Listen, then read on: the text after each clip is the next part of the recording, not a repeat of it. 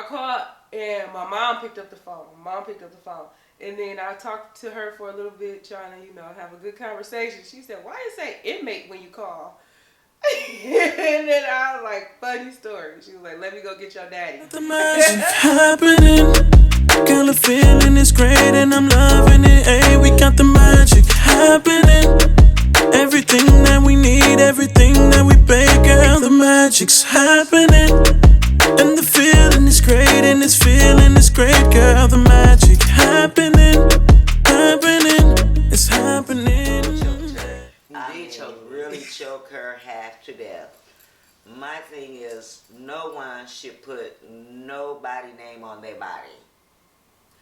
So she snuck off and got a tattoo with this little boy name on it that she thought she was in love with. She hid it for a while, but how did I find out? Gina told you.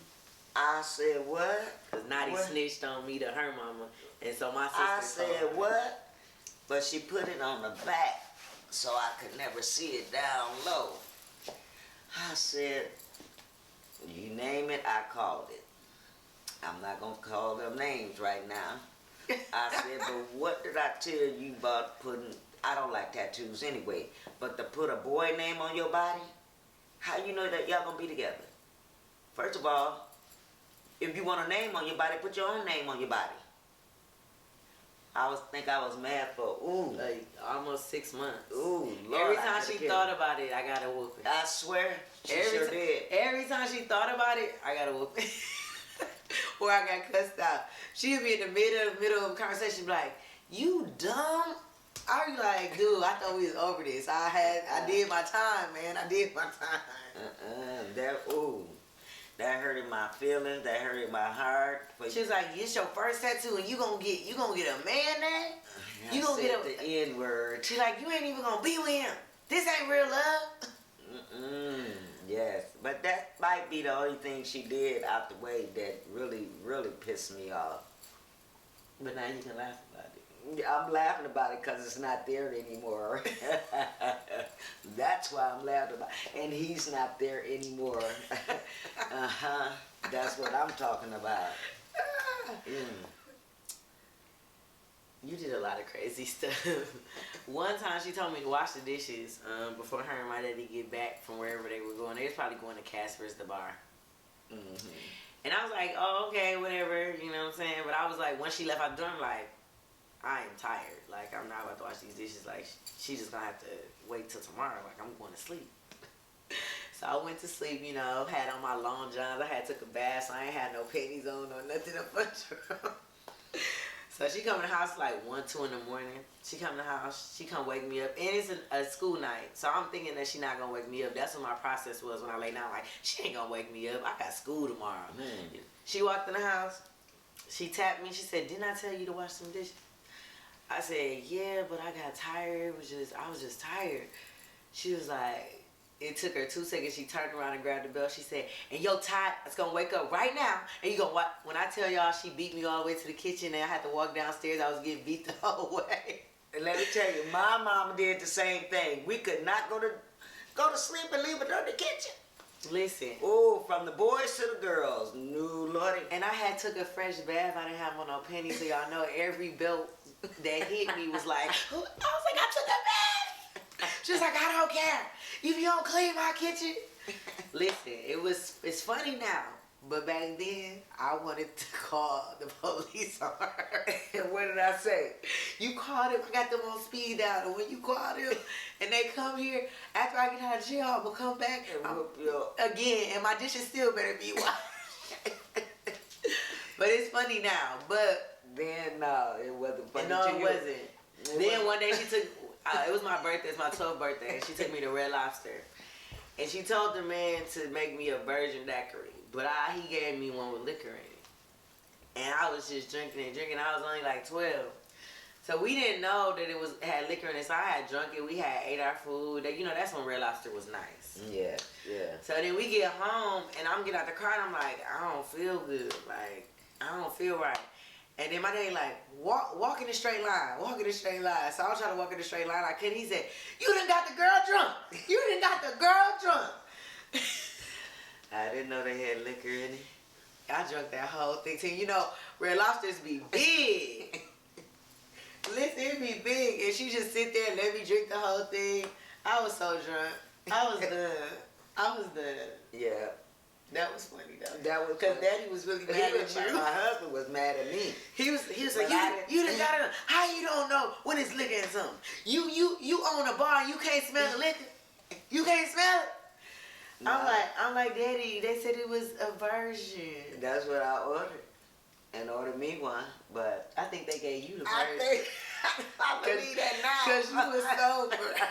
I believe that now. Yeah, they got it. He told me, I told him I was coming home from fall break because I really wanted to see everybody.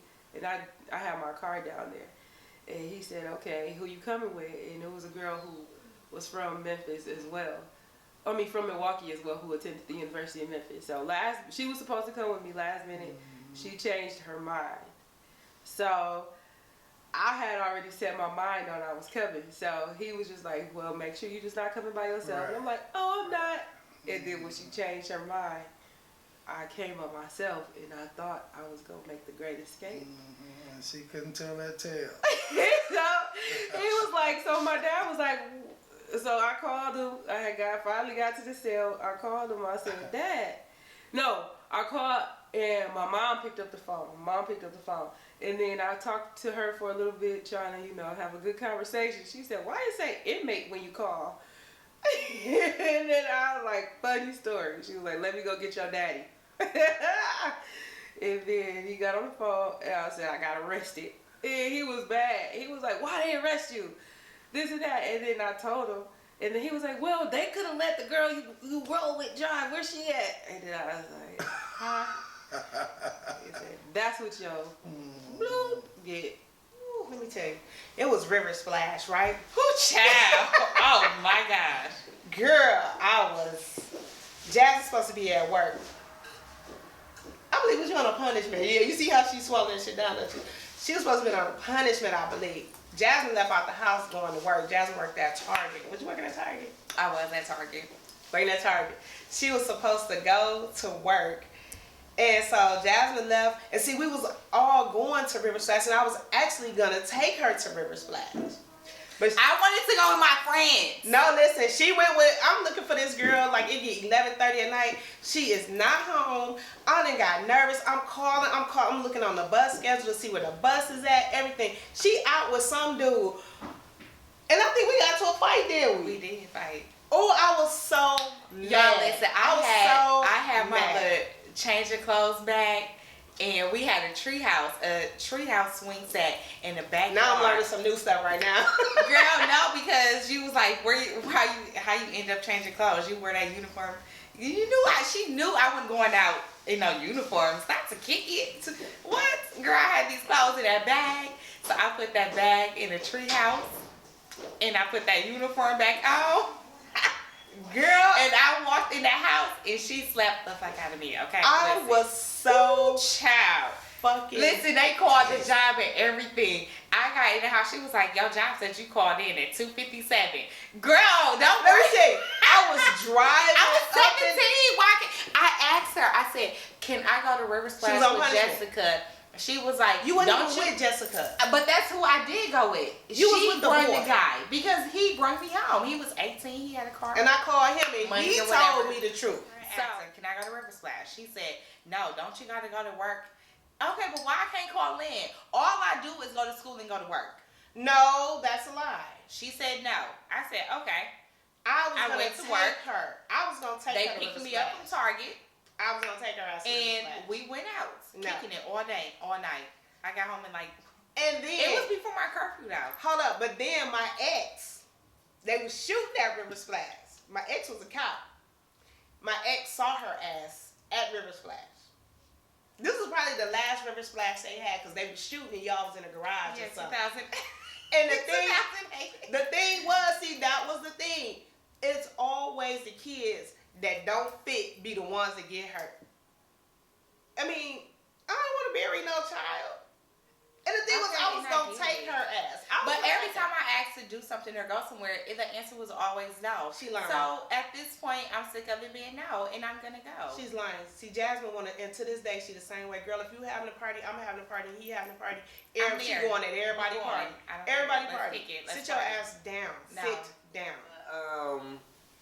Things that she instilled in me, my mama made me a strong woman all around. Like, you know, I can bend, but I don't break, and I mean it. I know that probably sound like, you know, cliche or whatever, but in real life, I endure a lot of stuff on a daily basis that I'm able to still stay grounded and stay positive, and, you know, deal with those challenges with just me and my husband most of the time. Like, it's even stuff sometimes I don't even open up to him until I'm ready to.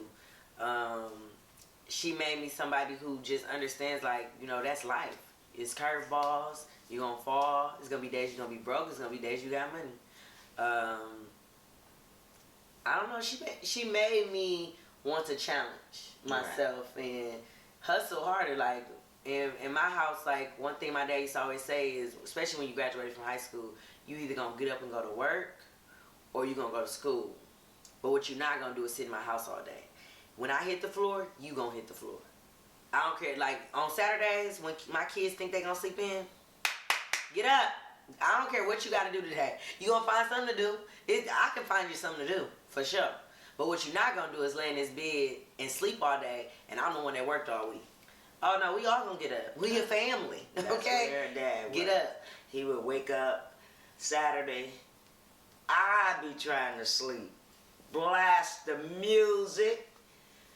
Open up the windows, and like everybody in this house get up. The boys had to get up, wash the cars, shovel the snow, cut the grass. Was nobody sleeping in on Saturday and Sunday. I don't care how tired you was. 7 o'clock, he got the music going. And you be like, She taught me. my Lord. She taught me that being tired is an excuse. Laziness. Yeah, my mom worked. After my daddy retired, my mom still worked at Potawatomi for another 15, 16 years. And she is in her 60s now, and she still was working. She worked at Diamonds. She was working Potawatomi full-time, Diamonds part-time. And she just taught me, like, you know, there's nobody gonna give it to you. You have to get it yourself. You got to do it yourself, you know. It's no excuse. You know, she has arthritis in her spinal cord, and she was still going to work every day.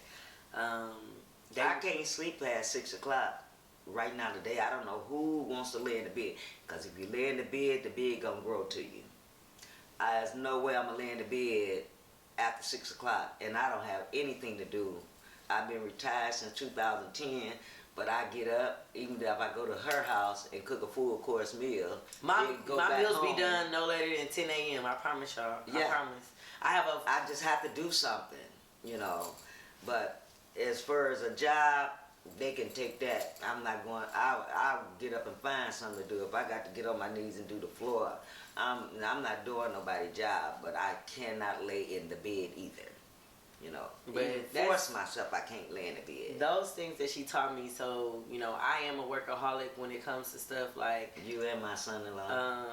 And she gets mad at me for it, but she put that in me. Like, I don't like being without stuff that I like. So for me, like, right now I'm in a sacrificing stage because I'm in school, and it's one of the hardest things I have ever done, okay? I don't know how people want stuff and cannot get it. It's still hard work. For sure. I think that's one of the biggest things, independent, like teaching me how to be independent. He still try to instill like the entrepreneurship aspect of it, which I'll get around to. I feel like our family is full of entrepreneurs. Love. Yeah, love or whatever. I'm just playing. I'm just kidding. He definitely still loves to be just doing the right thing, like fairness. Like, I feel like I always, well, not always, but pretty much I understood his logic as far as like how to treat people and giving the same thing that you would expect in return. she definitely taught me how to be happy. I would say, like, it's all gonna be okay. No matter what, God it's gonna got be it. okay. You gotta have faith. She definitely instilled in me that at the end of the day, when it comes to my child, that's my child. Everybody is gonna have their opinions, and everybody's always gonna talk, no matter what, whether it's good or bad. You still do what you do for you and yours. So I'm like, I live life by a lot of things that I was brought up on. The magic happening. Girl, the feeling is great and I'm loving it. Hey, we got the magic happening. Everything. I'm truly blessed to have adopted someone that has truly, my heart. Like, I love her. I can't even. I love her as if I gave birth to her. Y'all make me cry.